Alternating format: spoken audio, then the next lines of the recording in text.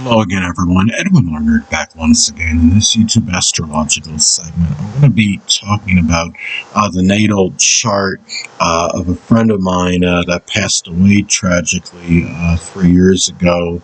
His name is Fabian Chavez. Sadly, he passed away in an automobile accident due to a reckless driver, and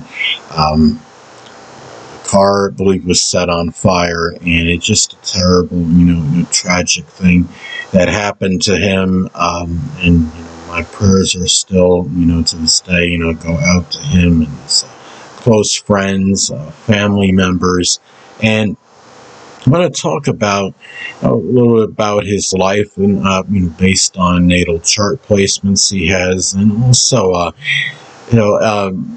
Matters pertain, that are connected with the natal chart, and transits that may have been tied into his passing as well. And the first thing, I want to get at, Fabian Chavez, is that, he, so I want to talk about, his sun, moon, and ascendant combination, okay?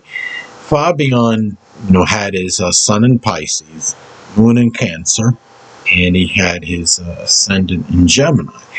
I think a lot of this, as far as how this, manifested and worked and integrated with each other. Well, the sun, in Pisces, naturally the basic fundamental character can be very, altruistic, compassionate, and inspirational, and I believe he worked as, I know he worked as a truck driver for some time, and I'm not 100% on this. I believe he did deliver food products. At least some of the things he delivered was associated with food, and I find it's interesting because the sun in Pisces can be very inspired for things, and you have the moon in Cancer. The zodiac sign Cancer is associated with food. And Gemini rising is, Gemini is the sign connected with mobility in short journeys. So the way this may have worked together for him, I think, is the fact that, the sun in Pisces being inspired to do something associated with food, which is the zodiac sign Cancer, and doing so, through short journeys, mobility, which is Gemini. And the thing is, sadly, again, in fact, he passed away at a relatively young age at 42 years old. And I talked about this in previous videos, and I'll, state it again, is that, Gemini often, leaves our mundane plane early. Theory I have, behind this is that, the fact that Gemini is ruled by Mercury. Mercury is connected the wind, and sadly Gemini can often come and go like the wind, just like Virgo, because you look at Virgo, of course, is ruled by Mercury as well. You have a number of people that had Gemini prominent in their chart that have dissipated out of our lives early. You look at Tupac Shakur, Sun in Gemini. I know he's it's controversial as far as whether he's gone or not. There's a lot of people that speculate that he's still around. But also, I think that Notorious B.I.G. had his sun in Gemini as well. The legendary musical artist John Denver died at age 53 or something in a plane crash, and he had Gemini rising. So it goes on and on. They're just my father was a Gemini sun and moon, and had a Virgo ascendant, and he passed away at age 38 due to Hodgkin's disease. So there's people that have Gemini and or Virgo prominent in their chart, in the sun, moon, or ascendant, that sadly they often pass away and leave a mundane plane early. But some things I want to talk about in Fabian's chart is that, another thing about it I thought was auspicious is that he had the sun and the moon, in trine aspect with each other. And notice, people have, good aspect with their sun and the moon can actually, it's auspicious, I would say, for having, certain positivity in their life, and, family. The sun is about our life. The moon is connected, with our home. and our family, and it's a good blending of the basic fundamental character, the true self, the conscious side, which is the sun, and the unconscious side, which is the moon. And it's a good balance of actions, which is the sun, and reactions, again, which is the moon. And the thing about, you have, sun in Pisces and moon in Cancer, naturally could be very compassionate, sympathetic combination. Sun in Pisces, the basic fundamental character can be one.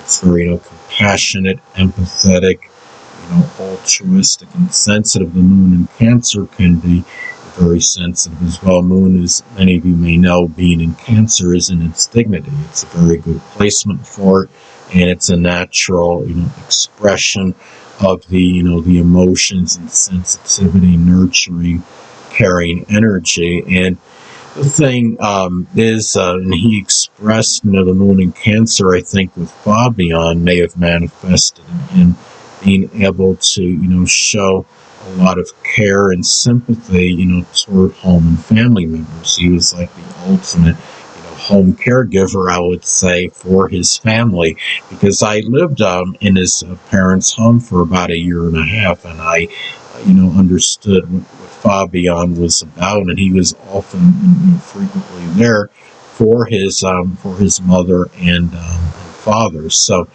let's see what else I want to get at in his chart.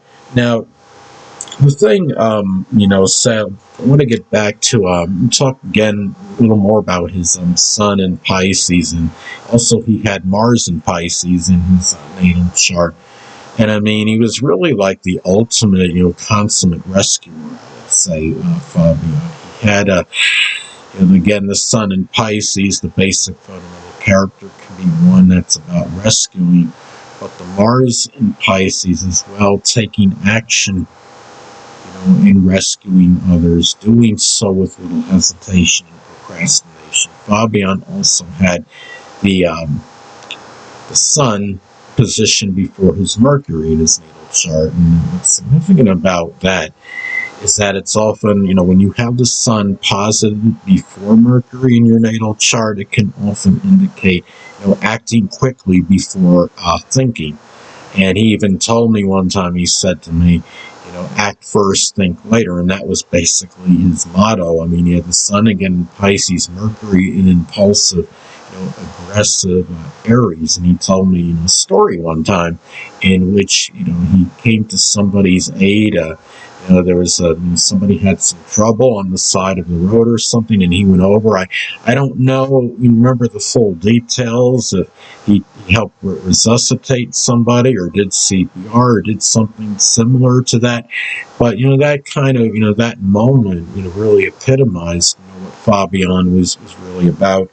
And the other thing, sadly, when I look in the, the chart as far as his life, coming to a halt, abruptly and quicker than most. He had the sun making a conjunction to the South Node, and the South Node, as many of you may know, is about what we're going away from. It could be about less of something.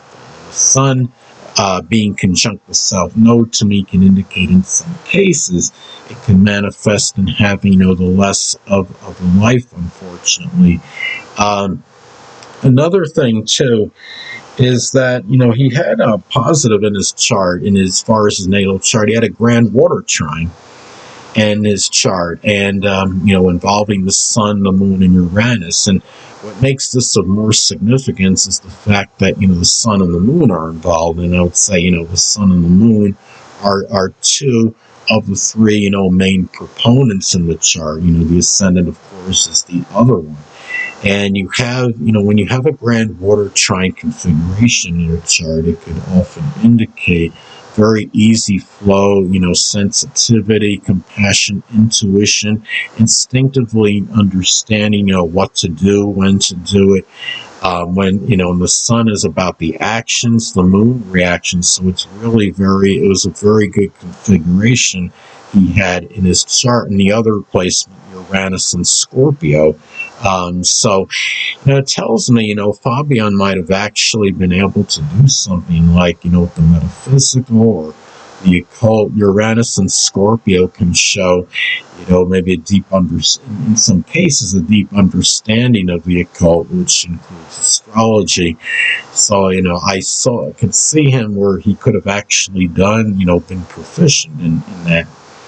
Now, another thing, too, is what I noticed in, Fabian's chart, his natal chart, is that I would call it a weak, yod configuration that involved, the Mercury in Aries, sextile Venus in Aquarius, and both those placements making a loose inconjunct aspect to his Saturn in Virgo. And the thing about it is, when you have, a yod configuration in a chart, it can indicate you can bring that energy of the sextile into that focal point of the yod. In this case, the focal point is the Saturn in Virgo, with Mercury and Venus both making an inconjunct aspect to it. Now, the thing is, I think with Fabian, with this energy, is that he, may have or could have done something,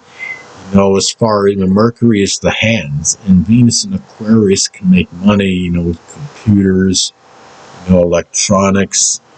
Saturn, which is where this energy is going into, Saturn and Virgo. Saturn and Virgo can work in a career where one is very scrupulous, detail-oriented, precise. I can see Fabian where I don't know if he ever did this, or he could have been proficient in something with computers that involved, the work with the hands, soldering, maybe fixing, troubleshooting computers, being very precise, in the process, because something like that would involve a lot of that, Virgo-like precision. And again, he had Saturn in Virgo in his natal chart. Now, next thing I want to get at, we're going to talk about, I'm going to talk about me and my other Gemini moon personality. Maybe that's why I said we, seriously. Transits to his chart, at the time of his passing. He passed away on January 16th, 2022. And again, it was attributed to a reckless driver. Some transits he had in his chart, he had transit Mars in Sagittarius, loose conjunction to his natal Neptune. Right there, that's telling to me, because Mars in Sagittarius, that energy by itself could indicate reckless, foolhardy actions. I don't know if that other driver was impaired, under the influence, but the fact that transit Mars made the conjunction to his natal Neptune, it would not surprise me. Neptune is also the unseen. Now, another thing too, we had transit Chiron in Aries, making a loose conjunction to his natal Mercury. And what's significant about that, Chiron, as many of you may know, is connecting with suffering, physical related wounds and injuries. Mercury is connected with short journeys and driving, and being in the sign of Aries, volatility, accidents.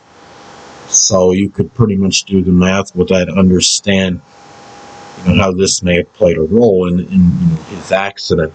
Another thing he had transit Pluto in Capricorn was in a loose opposition to his was the natal third house cusp.